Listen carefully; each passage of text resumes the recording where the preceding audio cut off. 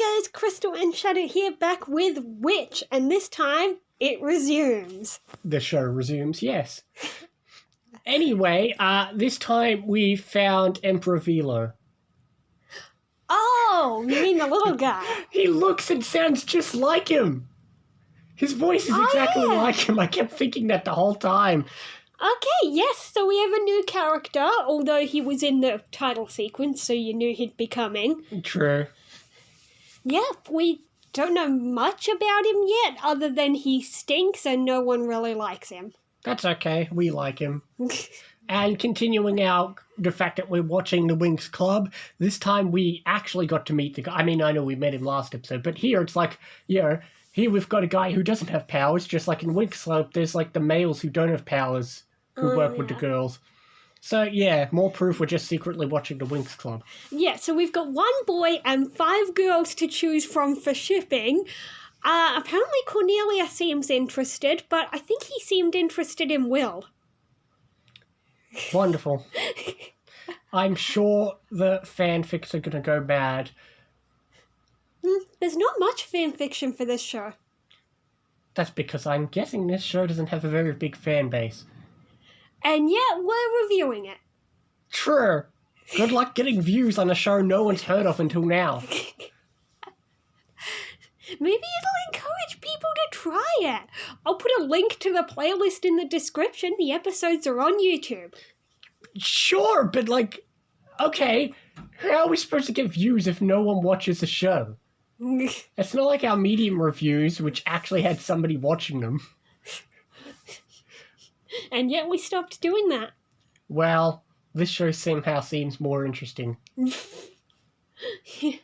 Okay. But whatever, yeah. I will say, they seem to have gotten a handle on their powers way too fast. I guess so. Like, they seem to be knowing exactly what they're doing. It's like episode 2. Yeah. Like, last episode, they seemed clumsy and not sure what to do. Here, it's like, we easily know how to use our special abilities. I mean, it's not that hard to think about, okay, what can I do with water or what can I do with fire? Yeah, thinking what they can do with it and actually doing it are two different things. That's true. It seems to be such a simple point and think type thing. I know. Even though last episode really made it seem like they're going to struggle to figure out their powers in the early episodes. Yeah.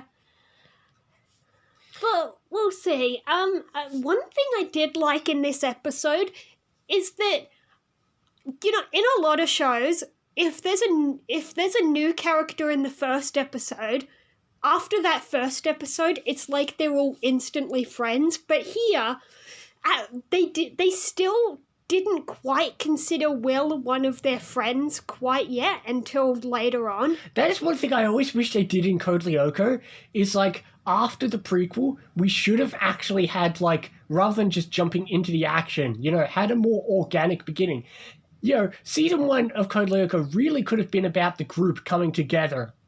Yeah, whereas, Odd and Ulrich were already, like, best friends. Yeah, I know, whereas literally none of them knew each other in the prequel.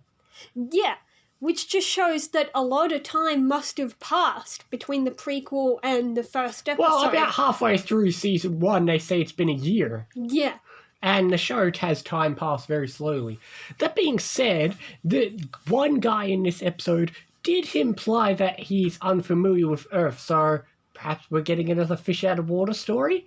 Oh, yes, it's some of my favourite parts. Of course it is. We love those. We're addicted to fish out of water stories. Yeah, so Caleb doesn't know much about Earth, so there's going to be some interesting moments, but this time all we got was, what dangers are here? Yeah, we're in the bottom of the school. Well, we'll find out how that's going to fit into the next episode or whatever, if he's stuck on Earth, and we'll see what happens. I mean, he went to the house, so... Yeah, they took him back to Halen's house. Yeah. Because Grandma knows everything. It's true. But she seems to be reacting awfully calm to the fact that they're in danger. It's like, I know she knows they've got destinies, but she's not reacting to these people that are what? How old are they anyway? Because he said he's 15. He looks older than them, considering he was shocked that they looked younger. He looks older than them, but the way Will talked to him was like he was a kid to her. Maybe they are older than him. That would be odd, because he looks much older. Well, the 4th episode is called Happy Birthday Will, so maybe we will get a mention of their age. I suppose so. That would be nice to figure out. I don't remember whether or not we do, but hopefully someone will mention it. Brilliant. But that's not the next episode. The next episode is called The Key. The key to what? I don't know.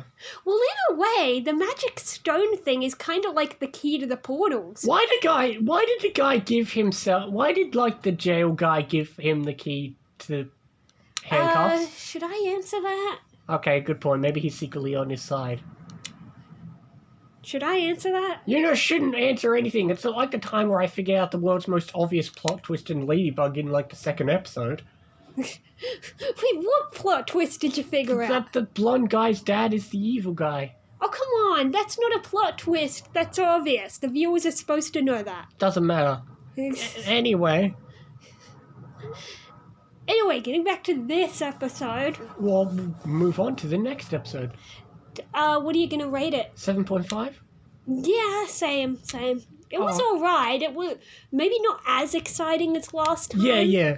It did seem a bit like a two-parter, not just because of the names, but also because this one had more of an ending, and it didn't quite leave us hanging as much. True, but like you said, although it had the feeling of filler, but obviously it isn't, because obviously you got the ending of the guy's now on Earth. Yeah. So, hey. Every episode advances the plot even just a tiny bit.